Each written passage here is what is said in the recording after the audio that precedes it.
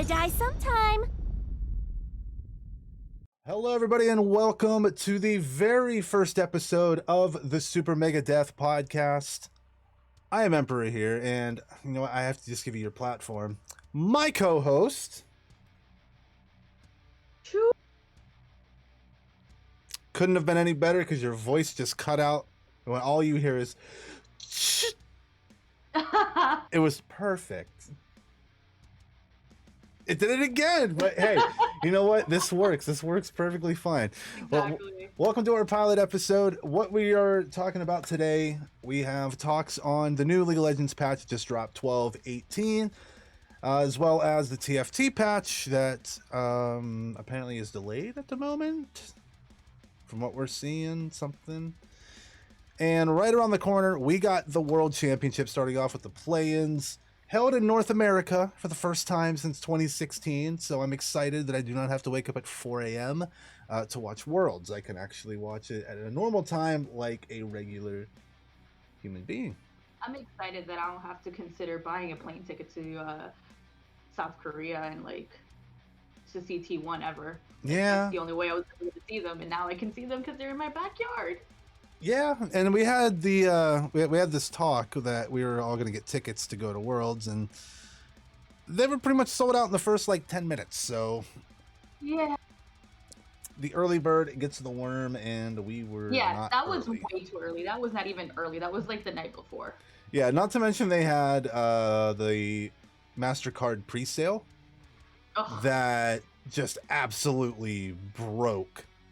Mm-hmm. I think it was. I don't know if it was Ticketmaster. I think it was, but it absolutely broke it, and Riot completely screwed the duck on that one. So they did a second round, and yeah, we all know how that went. All right, so talking into patch 12.18, it's a smaller change, but it was mostly a follow-up to 12.17, the previous patch. We saw a lot of nerfs to competitive play. We saw Ari nerfs. We saw Nami nerfs with her electrocute with Lucian. Silas was a big priority pick. Azir was a mid lane staple in almost every single game. So there wasn't too many flashy picks being played. It was just kind of the standard, you pick Ari, I pick Azir. Lucian, Nami, Zeri, Yumi, all that fun stuff. It slowly became a stale meta, unfortunately, but they look to try to make some changes, and of course 12.18 being the patch that Worlds will be played on. One thing I hate, no, I can't say I hate it, I should expect it at this point. It's how you know it's Worlds that you get Thresh and Lee Sin buffs on the same patch. You know it's Worlds. Exactly. Riot wants the flashy plays. We have the LCK teams coming in who make the most insane hook plays, who make the most insane Lee Sin insect plays. Yeah, I'm super excited for these flashy plays because I was a part of that season where the MF and Thresh was a dangerous pair in the bot lane, and all Thresh had to do was flash hook, and then MF just make it rain, double up, and you're dead. That's how it was. So I'm pretty excited for this. I miss Thresh. I miss having that support of Thresh. Blitzcrank is all fun and good, but Thresh is you hook, you fillet, you bring him back to me, I pew pew pew, and dead. You know, as a Thresh player, as a former Thresh player, I can agree maybe with him coming back. Maybe I'll have to take up some more support again, as opposed to this being a filthy mid laner. But also some of the system changes that were made as well, not in this patch, but in 12.17, was of course the nerf to Stopwatch and Zhonya's, upping the cost, which is interesting because it feels like Riot wants games to be kill heavy. They want them to be, you're buffing Thresh and Lee Sin, you're nerfing Stopwatch. It makes it feel like they want games to be interactive and not a 35-minute game where somebody finally gets first blood. like now the games are starting to speed up. Is now it's like every shoutcaster saying, "How quick are they gonna end this game? Is it gonna be a 20-minute game? Yep. Who's gonna get the first kill within the first 30 seconds of the game?" I'm like, bro, like also, which I think might happen with these two back-to-back patch updates, is there's going to be a lot of invasion. There's going to be a lot of Oh yeah. invade in the jungle first game. Like once the game start, invade, and I feel like that's actually something I kind of miss because we don't get a lot of invade just because there's a lot of squishies. There's just durability. Like there's tanks. Like there's just it's just a back and forth type of like Yep. noodle fight at that time. But now with this whole like recent updates, apparently MF got nerfed, so there's a lot of things back and forth that we don't know can happen if they do invade the jungle. So Yeah, I'm really happy for this. Yeah, like, and to talk about what you were saying, like, you have picks like Thresh who are becoming a prominent pick. And if you're a hook champion, you have a very strong case for an invade. Mm-hmm. Like, I can't name the number of times I can count every time in my 8 years of playing League. I can count every time on one hand how many times I had a blitzcrank and we did not invade. Oh, If you're a hook champion, and it's like with Thresh, like you don't even have to start hook. You could start your flay, you get the slow, you get the displacement. That's enough to pick up kills. Something simple like that. I feel like with Thresh, there's a lot more plays, more challenging plays that you can do as a Thresh player because one, you have your lantern. Bring someone with you along the ride to kill someone. Why not? That's like a free pass, like flash right there for you. Yep. And then his hook, he just hooks you. He either pulls towards you, or he pulls you in, or he goes in, which is amazing, which I enjoy the most. And then of course his fillet, like he could either disarm the fight or he can engage. He can call the plays. And yep. I think support role is going to be very important once hook champs are coming back into play because they're going to be the one, picking who's going to die first. So. Absolutely. Yeah, absolutely. And it's interesting. Like we are seeing the nerfs. It's Worlds when Callista's getting nerfed, but that sad moment when Callista has her time in the sun for the first time in like 2-3 years, and then she's an absolute terror, and then they're just gonna gut her. And I think with like another one, Lulu getting the nerf as well. And with Lulu has gotten nerfed though. Like I feel like she's only got buffed recently, like once, yeah. and then nerf. Yeah, she's getting the Zeri treatment. Is strong, but then just gets nerfed for consecutive patches. And I think right now Zeri is the current holder of the longest nerf streak.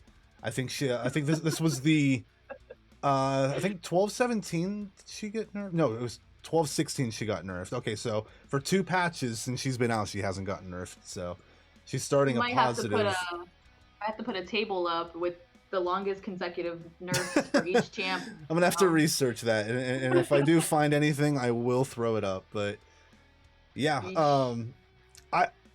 as much as I love seeing like enchanters in the bot lane and whatnot, just give me those tank boy meatball melee supports, just going at it. Give me Thresh, Alistair, Blitzcrank, Nautilus.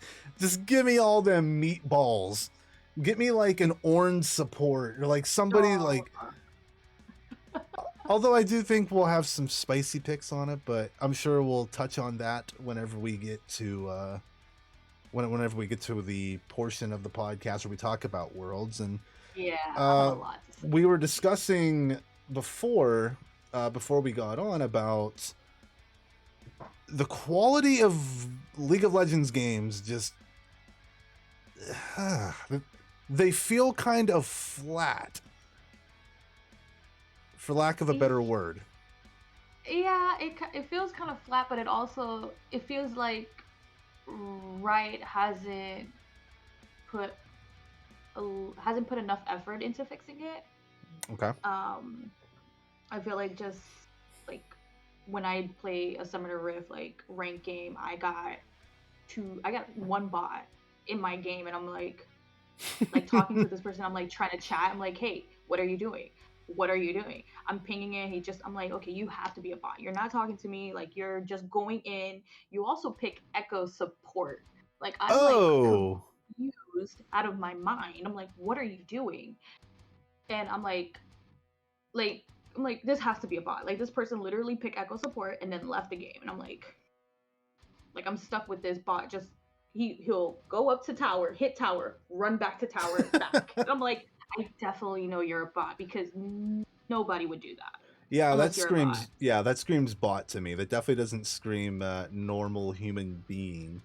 Yeah. So I feel like Riot needs to start looking more into, because in all honesty, I kind of stopped playing rank because of the fact that one, queue is ridiculously long.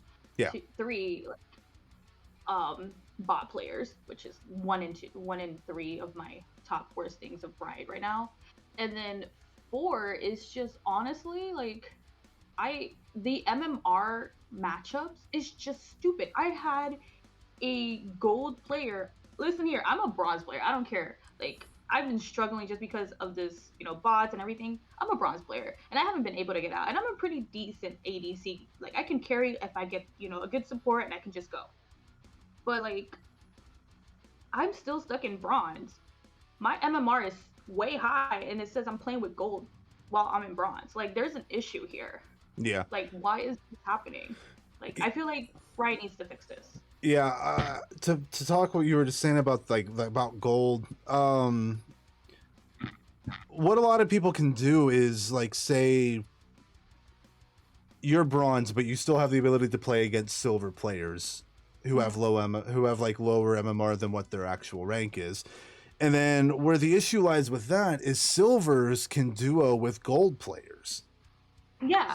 So it's also another issue is when people start feeling like this, like they're playing against people, people that are higher rank in MMR, what they end up going to is making another account and making other people suffer when they're playing not in their level, but they're in bronze from their new account. Like, it's smurfing, of course. Yeah. But it's kind of like, it's just honestly like really bad now. It's like, I played with the Smurf against a Smurf recently, and they were a plat level. They literally like admit, I'm like, yeah, I'm a plat player. Like, I'm like, what am I supposed to do, bro? Like, yeah, like I understand in normals. Like I swear to God, how many times lately I've been playing against high plat, low diamond mid laners, and then the next game I play against like a bronze 2, and it's a massive difference. Big difference. Like, I don't mind going against gold, but like, right, to have also like the problem where I literally tested this out, right? Don't kill me, please. I have 3 accounts under the same email. Yep. And it's like saying like I can make as many accounts with my email, Sure. one email I have. And it's something really ridiculous. I feel like there's no control over this. And that's why we have so many accounts that are smurfing and so many accounts that are just messing up other people's MMRs. And we have so many dead accounts too, because it's so simple to go on, make a League of Legends account, and just go with it. I feel like, and this would be a way to kind of like clean up how many, like, and also a way to show how many active players there are, is allow you to make a couple accounts on one verified email, but have it be registered via phone number. Like how when you play Clash, you have to verify your phone number to that account to say, okay, this is my account. This is the account I'm playing Clash on. So do something with a phone number verification, limit how many accounts people can have. I honestly think 3 is probably the max that somebody should have. 3 is a decent one because I do have 3 accounts under my email. I have one for strictly TFT, which is more of like my strict rank up on TFT ranks. And then I have my first account, which I made in college, which is the one I use mostly all the time now, just because it has all my great skins and all this stuff on there. And then my second one is like me trying to really try hard on rank for Summoner's Rift. So it's like, I understand 3 is a good number for having account, but like there's people that have like 6, 7, 10, 9, 11. Like I'm Uh-huh. like, how do you remember all your passwords? They're like, oh, it's all the same. I'm like, what? Like I'm like, this is why my MMR is so high and then drops so low and then drops so high again. Like I Isn't just it can't. isn't it nice having another account to play ranked on? I what who told me to do that? I have been saying this for the last couple of years. It is for anybody who watches this, if you are afraid to play ranked on your main account, which there are people that are, you get ranked anxiety, you feel like, you know, you lose the game, you lose your life or something. Make an alt account that you have no money investment in whatsoever. If you do spend money on the game, get that account to 30. Play ranked, it's a completely different feeling. It actually makes ranked feel somewhat enjoyable. This is clearly coming from the two of us who have alt accounts and do this. Yes, like on my main account, I think I maybe have 60 games.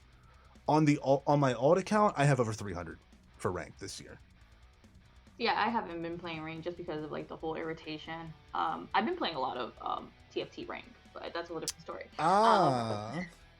You know, I think it's a perfect opportunity to bounce over here to TFT. Now we do have the 12-18 patch, and from what I read, it was what was delayed was the Secret of the Shallow event.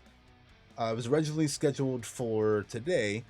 Was delayed. All cosmetic content, including the Dragon Mancer Chibi Kaisa, will still be available. Will follow up shortly with the new launch date. But it's showing the Secret of the Shallow event is where you're supposed to like. It looks like it's going to be like a side thing that you can do in it. It's not like, so it's not just like you do a pass, you play the game, you level up the pass, boom, you're done. It's gonna be like a little side adventure type thing that you can do. So I don't know if the patch itself is live or not. They really didn't get too much into it. But quick rundown on the patch. It is on the screen. We had buffs, major buffs, Astral Mage, Shimmer Scale traits, Cutthroat, Hero in Training, Lucky Gloves, and Verdant Veil for the augments. And the champion buffs, Wukong, Kaisa, Zac, Volibear, Zeri, Zippy, Shio Yu. Oh, I don't like the dragon names. Yeah, Shio Yu, Swain, and the dragon we all know, Aurelion Sol. And we get adjustments to Lux and Deja.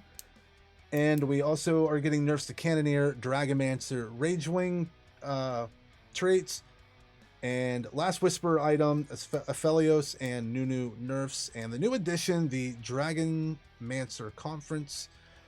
When you take a look at the buffs, we'll talk about the nerfs, but when we talk about just the buffs, what is catching your eye the most?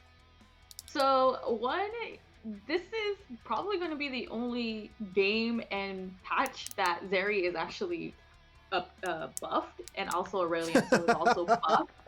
Let's go with that, because I don't think we'll ever see that in Summoner's Rift. Yeah, that's... Oh god, could you imagine, like, you watch 12-19, right? It's like, hey, we're gonna buff Zeri, we're gonna buff Aurelion Sol, and they're gonna just make us eat crow on it. But yeah, that's actually really interesting. Riot will not touch them positively in Summoner's Rift, but you know, TFT, they'll buff them out. TFT is like where all like rules go out the window. It's like we're gonna buff every champ that we can't buff in Summoner's Rift. Yeah, it's like Wukong right now is strong on Summoner's Rift, but then he gets he's like actually one of the top tier junglers right now. He isn't. So we're gonna buff him in TFT too. Both. Like, clearly, the balance team for TFT and Summoner's Rift are not the same people. However, we all know what happened when Zoe got released into the game that first patch. Let's not talk about that. I so many times I've gotten like to the final 5 of Hyperroll, and Zoe was the one that destroys me, and I get 5th place, and I'm like, okay. Yeah, for me personally, the buffs, I'm very, very shocked to be seeing 4 Lagoon buffs. think that's disrespectful because they're already freaking. Yes. They're So mega buff whenever 1217 came out, I I loaded into a lobby and I'm taking a look at like the patch notes, everything that changes. Obviously, it was a massive change with the 7.5 set, and I'm looking through all of them, and I'm looking at Lagoon, and I'm thinking, okay, this is basically like the golden item version of Yordles that we had, and Yordles were incredibly broken, but now. Yes. like you already had Talia. Talia was a very good single target, especially if you get her with the mage buff. She gets the double cast on her single target damage, which was incredibly good, especially if you stack any sort of crit on her. Kaisa felt fine. Zeri felt really good. Zach's just a meatball, so you really didn't have to worry about him. Same with Malphite and whatnot. But I'm shocked to see Lagoon be as strong as it is as a trait, but then we're also gonna buff the champions, or for the champions that. Now I don't think. Also can't forget the dragon either. Psalm is also a Lagoon as well, so yeah, Zeri and Kaisa being in good spots. I don't think a buff's really warranted. The Zach buff's fine. The dragon buff, didn't they just get dragon buffs? So patch, what was it? The last previous patch. It'd be 1217. Yeah. So that one was where like Rage Wing and Dragons were like the two OP. Oh yeah. For. So now what they did was they kind of remove how many stacks you needed for Rage Wing, and then they just kind of like, okay, we're just gonna leave dragons alone. Whenever you get a dragon, it just gets like a double buff for that class, and I'm like, okay.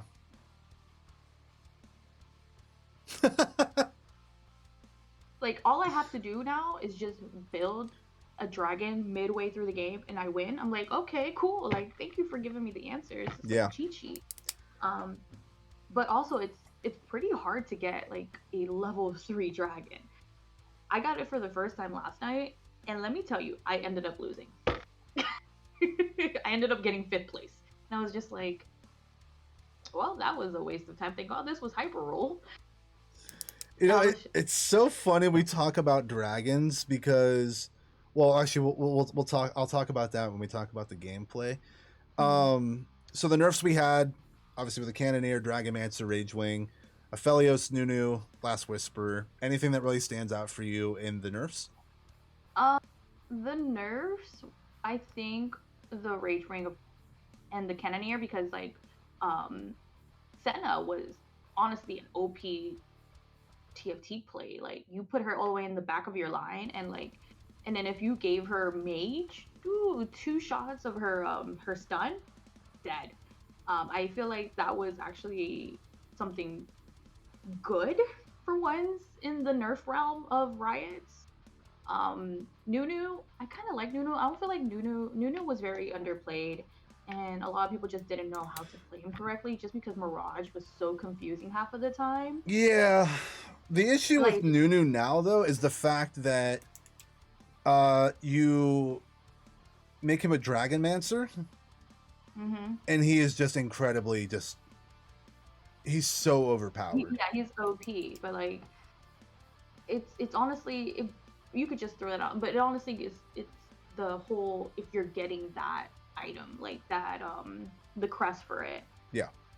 That's honestly luck, because like I've tried to get it a couple of times, unless you get like the spatula, unless you get like a trait that gives you it. Yep. Like, it's honestly luck if you do get it. Personally, yeah. Personally, I think they should take that out of the game. The crests. I'm okay with them giving like your team counts as having 1 more Cannoneer gain this. Yeah. Champion. I'm fine with that. I think it's when you add in the crest that adds in a complete balancing nightmare, because you end up with something like a Dragonmancer Nunu who's just incredibly OP, but whenever they released the set, they weren't thinking, oh boy, if somebody finds this combination, it's going to be strong. It's going to be really good. I think it's a balancing nightmare, and it's not like super needed unless you're memeing and you get an assassin crest and you just so happen to throw it on Volibear and you make him you make him big with Dragomancer and all of a sudden you got a Volibear dive in the back line. Like, I get it for the beams, but as far as like if you're trying to actually balance the game, I think that maybe is one thing you could do without. Keep the team is one more this, gain this. I'm fine with that. With the dragons as well, it gives you like, I think certain dragons give you like +3 stacks for that category, or +2. I think is depending on the dragon. I'm not sure if it's equal for all dragons. I'm half unsure. But like that's also like if I build, so one of the most, I don't care what anybody says, one of the most underrated builds is Jade. Jade and Whispers. I'm sorry, rest in peace. Like that's my go-to. So if you fight me, just know that I will be building Jade and Whispers. I feel like it's so underrated. Like once you build a Karma, and then once you build a Wukong, and then you get a Jade Dragon, like you have all the stacks, and then you just slowly build afterwards. That's like literally the best combination, because then you get the Jade statues, you get the dragon, you get the Jade buff, you get the heal from it, and then Karma, if you throw Mage or if you throw Death Cap on her, she's like literally throwing missiles at you. Yep. Like it's honestly the most underrated play, and I feel like not a lot of people play it just because they're going for like the dragons, Lagoon, what else? Mage, which very sad that they removed Rise from the guild trait, so kind of sad. I enjoyed having him in TFT for a bit and then gone. My favorite one though is Gnosis, which was replacement from Aatrox, I think it was. One of those. I think Aatrox is still in it. I don't think so. Oh no, actually no, he's not. Not in it. Yeah. It's Gnosis, Jax, and Volibear still for the shimmering. Oh yeah, and Jax is also a Jade. Yeah, Jax is also a Jade, but also he's Bruiser too. Yeah. So that's a triple threat right there. Yeah. I don't like the items or the shimmering, because it's just like if you die, okay, then I get rewarded. I'm like, I don't want to lose. Yeah, it's not like it's. Yeah, I think it's better in a sense for like ranked games, where you're on a losing streak, you're trying to build an economy, and if you're playing something like Hyper Roll, it is a trash comp to run. It is such a trash. Like, I mean, let's be fair. You die like 6 times in Hyper Roll, you're out. So it's like, there's no point in really running a Shimmer scale for that. Yeah, the only time that I enjoy like the shimmering, or not even the shimmering, just one champ in specific, or 2 champs, is Jax and Gnosis. Build Gnosis under Guardian, throw in that Sunfire Cape, throw in a Brambles Vast, what else? And Titanic Hydra. I feel like that's the best for him, and he's just like literally a walking wall. Just go. For me, it's so funny because like in just the short amount of time that this set has been out, I have tried so many different things, and there's pretty much only 2 that I've been having any sort of success with. Now, when Lagoon dropped, I thought, okay, this is going to be OP. So I played Lagoon first game. I got the win. It wasn't even close. But these last couple days, I hate to say it, I have been absolutely loving Guild. Guild is amazing. With a Zippy carry. I love Zippy. I had, I was going to talk about 3-star dragons. My last 2 games, I got Zippy 3. 3-star Zippy. Dude, I love Zippy. Zippy is the little chickens, right? Yeah. So, little like, raptor chickens. I've tried a couple different builds with it. I tried the full tank build, and I got 2nd place. With Zippy, Sunfire Cape, Bramble, and I think I had Gargoyles as well. And then in the next game, I tried him with Titan's Resolve, Ginsu's, and Bloodthirster, and he just straight 1v9 the game. It was so awesome. He did in the final In the final round, he did 22,000 damage and was so unkillable. It was so funny because it's just because of course with the Ginsu's it's stacking attack speed. He was getting his shield like every second. He was diving, and and it's so funny because it was just funny watching Zippy dive across the map and then just watching the guy's units slowly follow just for Zippy to dive the next back and then have them slowly follow back. It was one of the funniest Oh things. my god. He was just kiting the entire enemy team, picking them off one at a time. It was great. And like guild itself, it just feels like anybody can pretty much be a carry. The game that I won, I had a 1-star Sejuani, and she stayed alive the entire time. I did have 3 tank items on her, but I had guild 8. Or no, I think I had guild 7. And she did not die with 3 tank items at level 1. Wow. And she was frontline with I think I also had a Rel in there too, because I was adding like Cavaliers in there as well. Is OP too. Like, Yeah, Cavs on their own are really good. Like a lot of people think you. Oh and no. For trolls, I put a Cavalier crest on Leona. And let me tell you, it was hilarious because I had Leona, I had Senjuani, I had Rel, and I had Nunu. And then I had built another Guardian crest, and I threw that one on Senjuani, so I was just like. So it was like Leona whenever she had the Debonair trait and the VIP and just never dies. Never dies, and I was cracking up so hard. Never dies, and then you get a Radiant Armory and you throw in a Warmogs that gives you the extra health regen per second. Throw that on top. That's a straight 1v9, and if you don't win the game, that's fine because it's going to go through the sudden death time, and then you're both going to lose points. It's not just going to be you, so you have to play like the suicide technique where, all right, if I'm going to go down, I'm taking you with me. All I got to do is just take you with me. I don't even have to win. Exactly. That's how you get top 4. You just take it to sudden death the whole time. That is the secret. So have you been trying like any other comps out, or have you just been kind of sticking to what's been working? So I've been doing a lot of Jade and so I had to play like Jade and a couple of other comps. Like I tried Jade Mirage, Jade Tempest, which I didn't really like it that much. It was pretty weird. I think Lee Sin in this game still is super OP. Oh, those kicks. Oh. Kick into the wall. Half-Life. It sucks because I hate whenever like OP stuff destroys me in TFT. Like it honestly tilts me.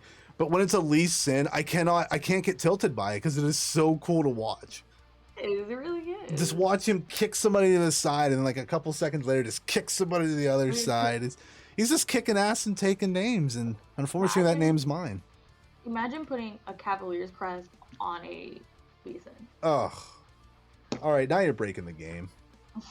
I feel like Cavaliers is like also an underrated like trait that people are not abusing yet, which now people might be abusing it soon. Yeah, it's funny because like we're finding these like niche play styles, which is like it's like every competitive game. There is a meta. There's a meta for every competitive game out there. And there's always going to be people who try to break the meta, and then they come up with something that's actually incredibly OP. So I mean, it's like right now, for a good example, right now on Summoner's Rift, there's a guy in Europe who is playing Rammus top. And it's actually smashing. No way. It's actually crushing games, yeah. Like, but it's like you just all it needs is one person to see it be played, and then they play it, and then somebody from their game sees it, and then they play it, and it just keeps going until. It just kind of snowballs into this whole big effect. Yeah, exactly. And then Riot's forced. Yeah, and it's like Dragonmancer Nunu, and then now Riot's forced to nerf it, and it's. I mean, it's stuff that has to happen because it's a little bit too strong, but it just happens like that. Yeah, like it's cool to see a variation of things, because I remember, Mhm. God help me that I remember this. I think this was set 5. Academy, Yes. where With everybody like just Leona. where Oh everybody yeah. just build a Lux, throw it in the corner so it can't be touched, and build whatever items on it. Doesn't matter if it's a 1-star, 2 or 3. It's doing top damage every time. Everything was that, or back I think around set 1, assassins were the OP picks. Oh my gosh, Assassin was the worst. Like, Yeah. if you didn't know that buff happened, you were literally Mm-hmm. just gonna die immediately because I'm a person that happened to. I did not know Assassins got buffed. It was during, of course, the Academy patch, which the Katarina, was a part of that. Mm-hmm. And so you build her to be the straight up carry, but then you also build the other assassins, and they just jump to your backline where, of course, all your squishy TFT players are. Yeah. And yeah, you're just honestly fucked by then. Yeah, That's like literally what it is. if you have one of the add-ons that like gives you an idea of who you're playing next, Mm-hmm. uh then you can kind of like cheese it by putting your tanks in the back, but the off chance you don't go against that person, your team's going to get absolutely annihilated because your carries are exposed in the front. So, it's like Yeah, playing a game of chess and having your king be where a pawn should be. So, exactly. I mean, hey, Yeah. it is league chess, so it's not an absolutely out there reference. Exactly. Yeah. There's like, I feel like, so the way that I've been learning all this is just like I've also watched like 2 TFT Twitch streamers, Mhm. and honestly, they're in like diamond. I'm like, how did you guys get here? Like, I literally follow everything that you guys do, and I'm doing the same thing, but I'm still stuck in silver in TFT, and I'm like it doesn't equal. Like, it doesn't give me the same answer. It's the same equation, like formula and everything, but it doesn't give me the same answer. Mm-hmm. Like, what am I doing wrong?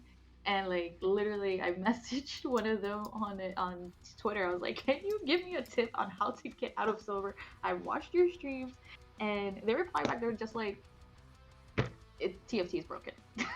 Like, TFT is broken. Like, you just gotta find how you want to play the game." And I was like, Yeah, that's pretty much it. It's like you just try a bunch of different things, and then whatever you find repetitive success on, go for it. And then you try to play. You're like, okay, I've played, let's say, 3 games of Astrals, and they were, I placed second place in both games, and then I played a third game. Oh, I got second place again. I'm gonna keep playing this, and then you play it a 4th time, and you get 8th.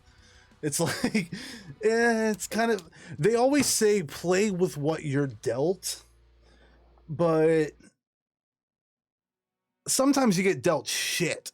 "Oh my gosh." Like, if they're gonna give me all tanks but give me all damage dealing items, GG, FF15, unlucky for me. So, Hmm. it's Yeah. sometimes you can't always, which is why people don't, win every single game of TFT.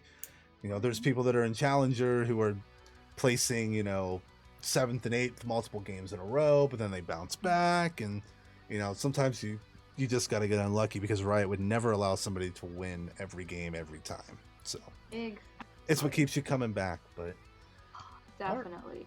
all But right. now we're excited for Worlds. Oh, we are excited for the League of Legends World Championship held in North America for the first time since SK Telecom beat Samsung. No, it was Rox Tigers. No, it was the Tigers in season 5. Season 6, they did beat Samsung 3-2, and that was sadly that was T1's last championship. Yep. Was in North America, so maybe we'll have to see. It's been a while. Yep. As you can see with the graphic on the screen here, we are going to be starting off with the play-ins. Group A, consisting of the PCSs Beyond Gaming, Oceanics, Chiefs Esports Club, Japan's Detonation Focus Me, North America's Evil Geniuses, Europe's Fnatic, and Brazil's team representative Loud. And let's just talk about Group A for a little bit. Do we feel like we have the obvious two teams to come out of it, like to come out of this group? Okay, so it honestly, there's like two different scenarios. So Okay, all right. Detonation Focus Me is the first seed in both scenarios. Got it. All right, perfect. Glad we're on actually, the same page. That's on the first one. I like TNF, yes, it's. I feel like they are a strong team. Beyond Gaming, pretty decent. Oceanics Chief, pretty decent. They made it in here. Yeah. Evil Geniuses, though, it's very 50-50. Like, it's like, it depends, honestly, if they want to play good that day. That's how it is. It's like, do they want to fill in that final spot, or do they just don't give a shit? And honestly, by don't give a shit, I mean, like, what the fuck are they building? Like, what type of play, like, the players, the champs they pick? Like, sometimes I'm very confused at half of the time they're in champ select, and I'm like, why are you picking this? Like, you're going against an Ari or a Swain or a Seth, and you're picking a Lulu top, which has happened. Yeah, and it's all like to kind of bounce off with you on that one. Kaori getting added into the team, especially with how EG likes to play. They like to play around bot lane. They like to play around their 80 carries. Well, when you look at Danny and you look at Kaori, there are kind of two different play styles. Danny was able to bring out the champions like Seraphine and stuff like that. Well, Kaori, you know, he's very, very comfortable on Lucian. Yeah. He's also good. Like, he's also comfortable on Kai'Sa.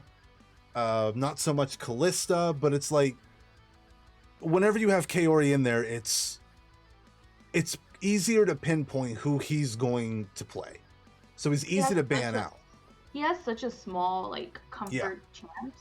But that's what I'm saying. Like, it's very 50-50. So now it's like 50-50 is if Danny decides to come back, hopefully he's doing great with his mental issues and stuff like that. We all have those days. If he comes back, there is a chance that EG can make it in. But if they go with Kaori, it's like... Yeah, it's because you know these teams from other regions watched that 5-game series against 100 Thieves. Mm-hmm. You know they're watching that because, of course, they're in your group. They are one of the few teams that are holding you back from making it to the main stage. So they're going to do their research on it and realize, okay, this guy's actually cracked on Lucian. But he's kind of suspect everywhere else. Yeah. So, but if Danny's playing, you know, if you try to ban out Danny, he's comfortable bringing out Seraphine. Mm-hmm. And yeah, he's one of the few like bot laners that actually can play Seraphine really, really well. But it's like, oh, he can also do the fasting Senna build really well. He doesn't. He plays well with a lot of resources into him, but he can also play pretty okay if there's not a lot. But with with mental health issues, you never really know what's gonna happen. You know, you just kind of have to take it day by day. And playing at a world championship, that's a lot of stress. And if you're not 100% ready, don't play. Although the competitor in him is still going to want to play regardless. And I feel like this is like a good time. So he didn't end up playing at the end of, the LCS. Yep. But I feel like it's a good time for him to just recover. Hopefully he does come back. Maybe he will be back for Worlds. Maybe he has enough time to recover and just get things sorted out to a point where he feels comfortable. And he can continue being that competitive person that he is in Summer's Rift. And then hopefully we can get him back. And that means that 50% of winning actually can go up to about 75%, 85% of them actually making it through this Group 8 fiasco. So that's it for the Evil Geniuses. Now, for this first scenario, I feel like it's DNF and the next one, Fanatics. Loud, haven't really watched none of the Brazilian League, not really comfortable with talking about them because I don't know anything about them. Yeah, they're very, very good. But it's like, even if for somebody who's like not really well versed in like the Brazil League, if you take a look at the history of Brazil teams in League, it really hasn't been very good. So it's like, It's hard to say that Loud's going to do anything because based on what we've seen from the Brazilian representatives, there really hasn't been a lot good. So it's like we have no expectation for this to be any different because Loud hasn't been one of those teams where it's like these dudes are world class. I mean, obviously they're a phenomenal team if they're, you know, winning their region, obviously. But yeah, I think Loud will not be in any of my scenarios. What I think is interesting is that we have somebody who is half on the Detonation Focus Me hype train, and I have been Trolley, a lover. okay? I'm on the little trolley part. I'm not fully on the train.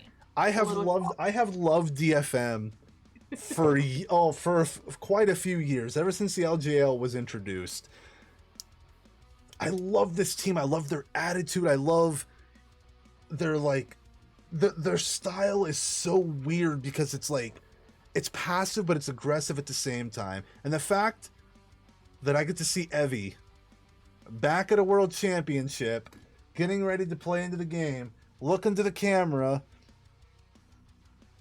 and give us the thumbs up like he did the last it's that's how I know it's Worlds. But I think I'm with you on the Group A scenarios.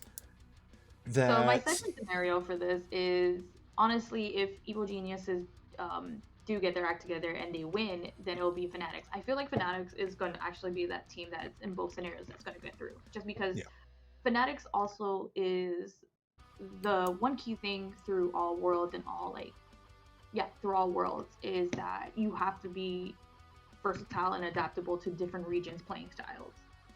And that's always been the game changer for all worlds, just because, you know, our reigning, you know, trend center of league, which is the Korean League, has always set the path through what's the meta for this world or what's going to happen. You know, I really would like to see a change in that, but it's honestly, you know, the gameplay is going to be, if you can adapt to these different styles of gameplay with these different regions in this group, you're going to end up winning.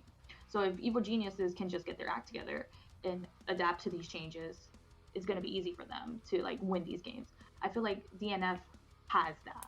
Like, for sure, my first option is technically has a higher win rate chance for that to happen, just because they are very adaptable from last year to now, like being accustomed to playing some Korean teams, Oceanics. Because with DFM last year, you know, they made it out of groups. It was the first time that the LJL representative has ever made it, although it's always been DFM. They made it out for the first time, so it shows that region itself is growing, and now we get to see, you know, are they going to continue on that upwards trend that we've seen the last couple years, or have they kind of already peaked? But to what you were saying, it's very odd that you have two scenarios, and I agree with both scenarios.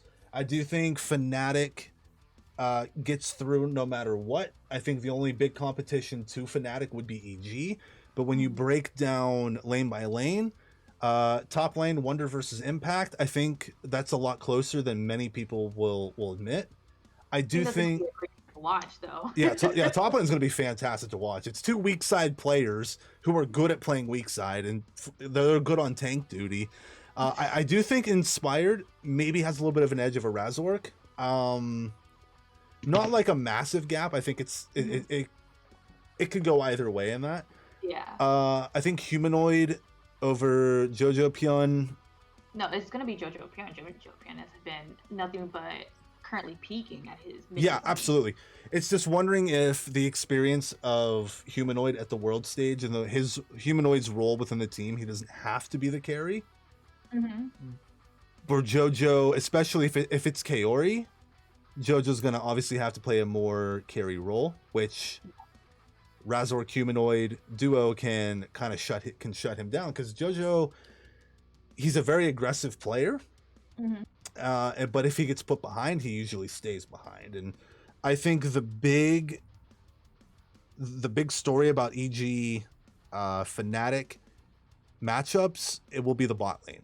If it's Danny and Vulcan against Upset Hilly, I still see it going Upset Hilly's way.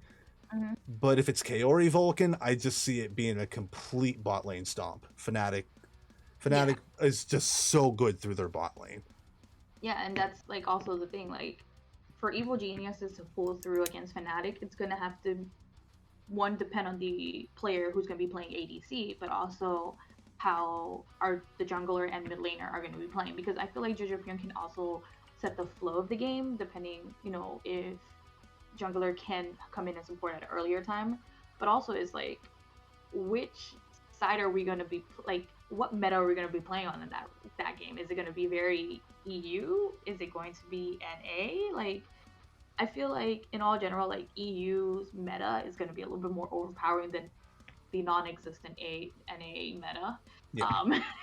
So it's honestly like a back and forth thing. So it's like the name of the game is, well, whose meta, what region are we playing, what style we're playing, how we are going to adapt to these changes, because it's honestly what's going to end up being like that tie, that breaking point. Like, can you adapt or can you not? Yeah, I agree entirely, and I think like with our second scenario of if it possibly is Kaori playing, DFM possibly taking second in that group.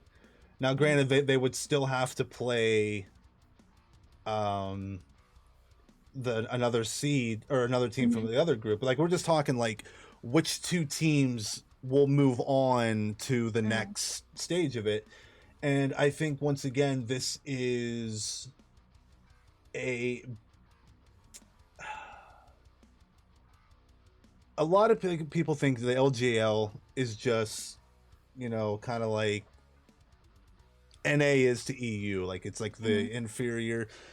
But I will say this now: if Kaori is in there and they play DFM, Utapon and Harp will absolutely crush Kaori.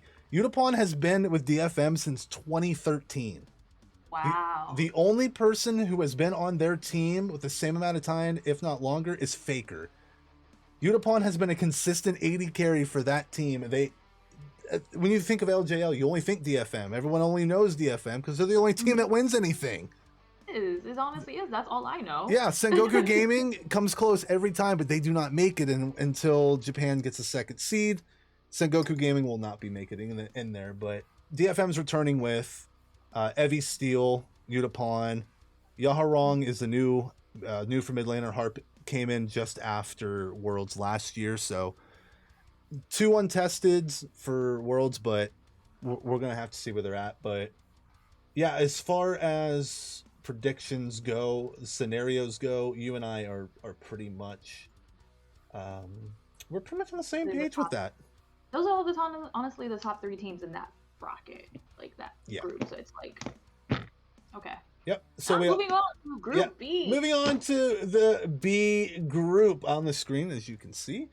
We have DRX out of Korea, from Turkey, the Instable Wildcats, Isurus from Latin America, Mad Lions from EU, RNG from China, and from the Vietnamese League, the Saigon Buffalo, Vietnam, getting to Worlds for the first time in like 4 years because of COVID and everything. I am so excited to see Vietnam back in at Worlds. We get GAM Esports on the main stage already, and then we get Saigon Buffalo. If anybody is shaking their heads right now, it is Korea, because Vietnam plays Korea so tough every single time. And it's like, come on, guys. We already have a stacked Worlds as it is, and we're going to throw Vietnam in it as well. I'm over the moon excited for this. Actually pretty excited for them. I applaud them. Like, they made it to MSI. They fought against T1, and as I said, they got, they lost. But well, to be fair, they made it. That was Saigon, but that was Vietnam's second seed because GAM Esports qualified for the Asian Games. Oh, that's so true. They gave Saigon their spot at MSI. But yeah, it was But still, it's like, yeah, hey, be happy because like yeah, now your team is getting a little more recognition. Like it's getting, sure, you know, yes, it is a Vietnam team, and now we're starting to learn about it. But now it's, now people are gonna be realizing, hey, who is the Saigon? They have to look up who the players are. Like it's actually yes, making them learn about this. yeah, I agree entirely because whenever not playing at Worlds for like 3-4 years, that's a long time. A lot has changed in the game. A lot of people have been introduced to the game, whether it be through like streamers or whatnot, or, um, you know, Arcane coming out. Arcane, there was a massive flux of League players who are currently ruining my rank games. But the point is, there are so many more people watching professional League than those that did whenever Vietnam last participated in a world championship. So it's nice that they kind of have this platform, but they're again untested. Only thing we really have recency on them is Saigon Buffalo at MSI, and it didn't exactly go according to plan for them. So now we get to see the actual first seed Mm-hmm. as well as the second seed make it to Worlds. But for me in this group, I don't have multiple scenarios. I honestly have it RNG DRX as the two teams to make it out. Honestly, to me, this is the group of like Group B stands for group boredom, because this is just the most one-sided thing ever. It's like putting an LCK team in North America. They're gonna go undefeated. They're gonna win the championship. You already know it. I Yeah, do not see a world where DRX and RNG do not make it. I don't either. Like I'm also an RNG probably fan. Like I've actually come to like really look at their team and how they play. They actually Mm-hmm. play similarly to how Korea plays, Oh just a yeah, little here and there. But yeah, I am fully on board with you. I feel like a heavy third would be Mad Lions as if they get their act together. Um, but honestly, I'm the same page, DRX and RNG to be out of this groups. Just because everyone else is like, I feel like it's the game of adaptability right here. yep. Like, can you adapt to being in worlds? Can you adapt to the pressure? Can you adapt to the meta? Can you adapt to changing your playstyle? Can the coaches change the playstyle to accommodate to this high tier of gameplay with these dominant regions? Like, Yeah, it's absolutely. it's as you said, it's Group B for boring because DRX has that skill. Of course, the Korean League, and then also RNG has that skill as well. They are the China League, like, and maybe like a close third would probably would be Mad Lions, just because they've have had their time on you know MSI Worlds, so they can somewhat see how to incorporate all those changes to their playstyle, and then maybe if they can get lucky, they can possibly get out. But I'm on board with you with the picks.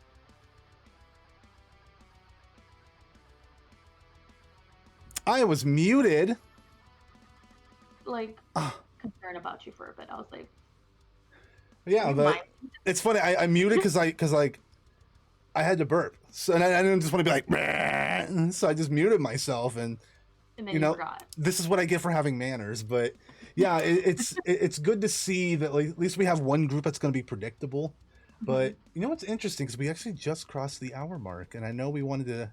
So we didn't we talked a lot about Group A. We didn't have a lot to talk about in Group B.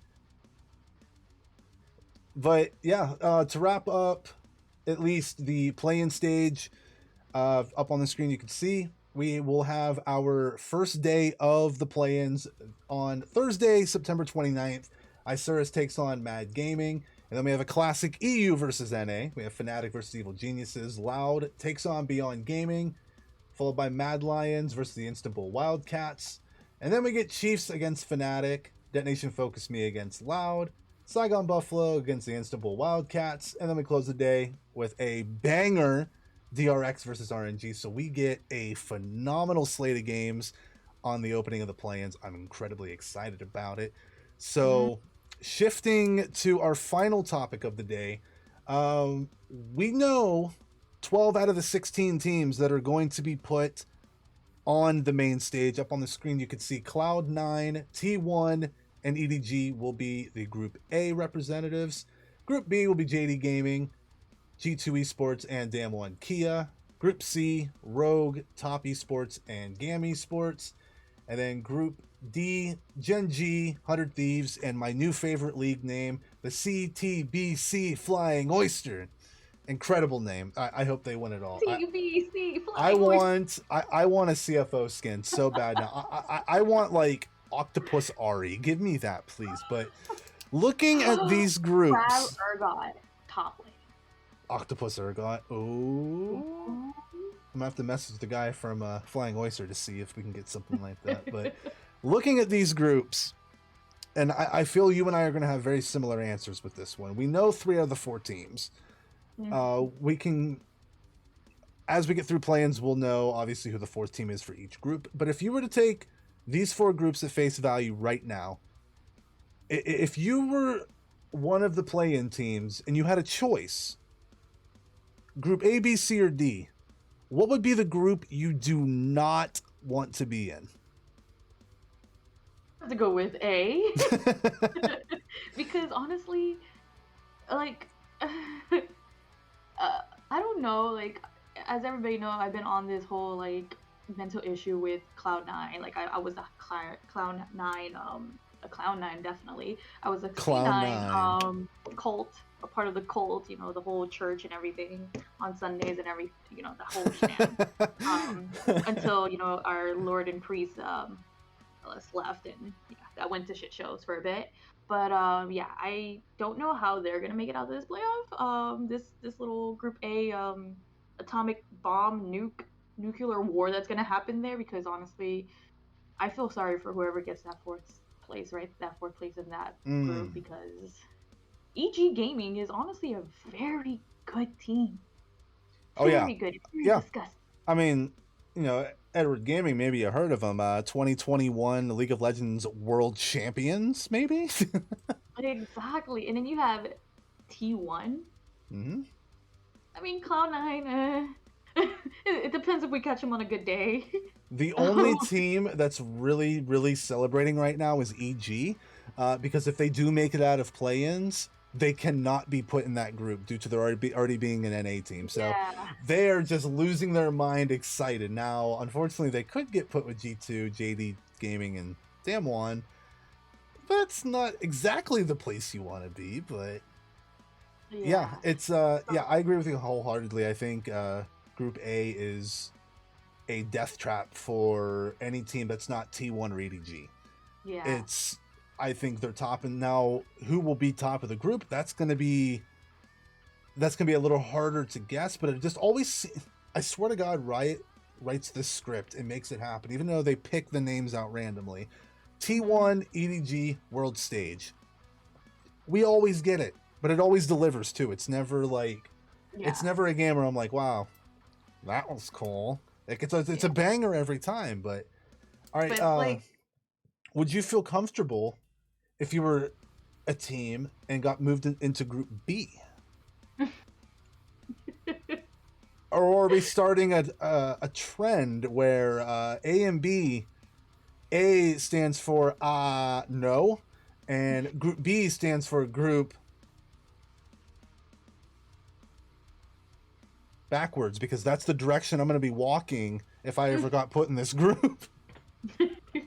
I think the only group, if I were to pick, that I would want to go in and have a chance of maybe making it out would probably be Group C.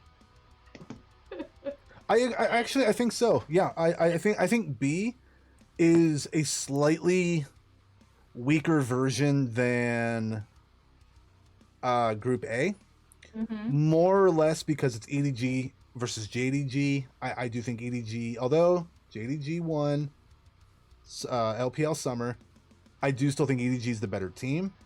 And you know, T1 Damwon, T1's a bit ahead of them, not like by a ridiculous margin, and I definitely think G2 is way better than Cloud9, but you know, that's, I mean, come on. T1 and EDG in the same group. You want to avoid that. That's like two titans. But Group C. So you said Group C is the group that you would want to be drafted into. Yeah, if I want a chance to make it out, then Yeah. yeah. I would not be surprised. So if EG makes it out, they have a shot to be in Group C. Mm-hmm.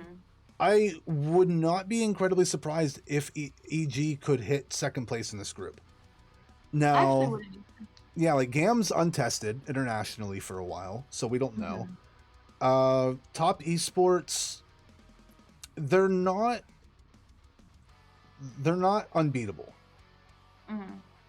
They are definitely a beatable team, and Rogue, I think Rogue is way better than they were last year. But I think if any team, or if EG is going to take any group, at least a second seed in a group, this is going to be the group to do it. I do not. Well, obviously they can't do Group D because there's already 100 Thieves in there.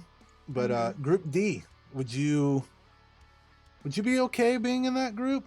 I'll be terrified if I'm going against a team called CTBC Flying Oysters. I would be very terrified with that name because, one, the person who had created that name probably was taking something or was high on something, because to come up with a name like that, sir, I applaud you. And then for that to be in Worlds group stages where the name is actually there, I applaud you because you made it that far with that name. I would be very terrified with that. Yeah. And also you have Genji and then you have 100 Thieves. Like, yeah, Southeast Asia, the good old PCS is quite a place to get some names for a League of Legends team. I'm totally all about it. I think it's great. It's funny because I just looked it up. CTBC Flying Oyster is owned by CTBC Sports Entertainment, a subsidiary of CTBC Bank. So wherever they're getting Flying Oyster from, I don't know, but I love absolutely everything about it. I think if they make it through the Group D stages, I will personally buy the emblem and put it on my main account for the week. There you go. Yeah, I think it's gonna be like one of the badass emblems I have. Like, who else has the money and the audacity to name their team Flying Oysters? Like, yeah, I think Group D on paper it doesn't look like it's a super strong group. It pretty much just looks like, oh, okay, Genji's in that group, and then an NA team, and then a team no one's ever heard of. Okay, well, Genji's gonna 6-0 the group. It's gonna be, they're gonna have no problems whatsoever. But with history, the Taiwan teams and the Vietnamese teams play Korea the hardest. Now, they don't win as many games like China does against them, but they're never backing down from Korean powerhouse teams. I remember back in the day, any team would crumble playing against T1 that wasn't a Chinese team. Oh yeah, big time. Like, oh my god, we're playing against SKT, and then they just instantly tilt and they get crushed.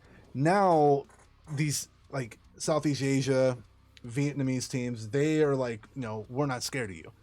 We're gonna hit you hard, and we're gonna make sure it counts. So to see CTBC be competitive in this group would not be surprised. I think the team that's kind of the odd one out is 100 Thieves. And judging by so there is a specific powerhouse team in Group B of the play-ins by the name of Royal Never Give Up. Now, interestingly enough, if you look at Group A, B, and C on the main stage, they have Chinese teams.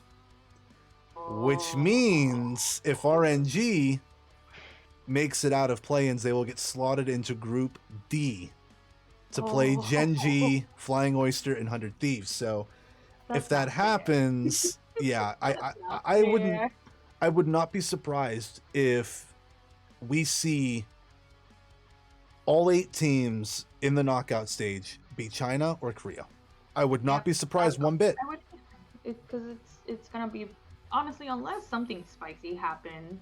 Yes, like we get a Flying Oyster, 6-0's the group. A Flying Oyster with a Kaisa carry and a Swain support. And Aurelion Soul mid lane. Brilliant Soul mid lane, and who else on the top? Let's build this team right now for them in order to win. So you Okay. guys need a Kaisa, you guys need a Swain support. Who should we pick for the jungle? Belveth. Imagine Belveth with an oyster skin. She's already a creature of the void. Skin. They have Lagoon skin. Like Belveth is already a creature of the void. Imagine turning that into an octopus, and then Urgot top. So we got Urgot, Belveth. They should make Belveth Ursula from The Little Mermaid. There we go. Who was wait, who did we pick for mid lane? We haven't picked anybody for mid lane yet. I think Ari. All right, so we have bot lane, we have jungle, we have mid lane, top lane. There you go. So Flying Oysters win worlds. Urgot, Belveth, Ari, Kaisa, and Swain. There you go. Boom. That's a perfect skin line. And then have a substitute mid laner come in and give me... No, have a substitute support and give me a Flying Oyster Nami skin, please. And thank you. That does happen. We said it here first. Weeks in advance to this. So. And if anybody placed bets off of our predictions and lost a lot of money, we are not held responsible for this. All right, that pretty much wraps up first episode. We actually did pretty good on time today, slightly over an hour, but you know it's a big talking point. You know, a lot to cover on the first episode, but we went over some back-to-back patches, which I feel TFT Worlds, of course, and then our experience in Summoner's Hell, as well as TFT play. So I mean, I feel like we did a pretty decent job of 1 hour podcast synopsing everything that's happening right now in the world of League of Legends. Yeah, and you know this will be since this will be like a weekly episodic podcast. Next week there won't be one because nothing's gonna happen. But yep. by the time next week happens, oh no, it will, because we're recording this a week early. It's going to take me about a week to edit this. So hey, there we go. So this video will be out. Okay, it's currently the 21st of September. This video is probably going to come out around like the 27th, 28th. That'll take about a week because we got a lot of stuff to add into it. But yeah, so never mind. It's going to be a weekly podcast. Yeah. I'm thinking behind right now, but yeah. If you liked the video, don't forget to hit the thumb up. Hit subscribe if you would like as well. And we're excited to bring you more new podcast. Fresh start. Let's get it. We got some worlds. I can't wait. We will see you in the next episode of the Super Mega Death Podcast.